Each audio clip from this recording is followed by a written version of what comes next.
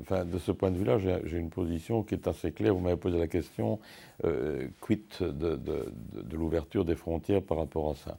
D'abord, ce que je crois, mais je pense que ce ne sera pas possible de convaincre les opinions tout de suite de ça, mais ce que je crois, c'est que si on avait une politique d'ouverture beaucoup plus grande, dans le fond de liberté d'aller et venir beaucoup plus grande, vous auriez sans doute une diminution de la dramatisation du phénomène.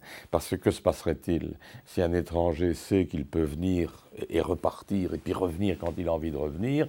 Ben, d'abord, il va pas nécessairement s'installer durablement.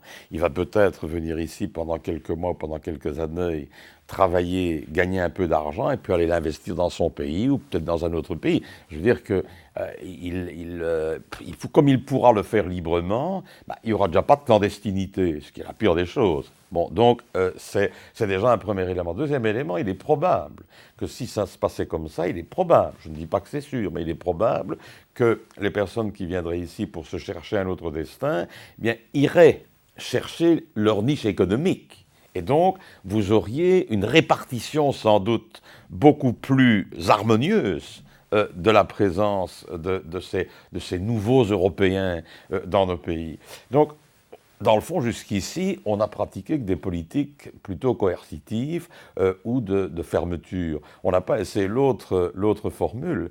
Il y a une formule qui est une formule fondée sur la méfiance, l'autre formule serait fondée sur plus de confiance. Moi, je suis évidemment tenant de la formule de plus de confiance.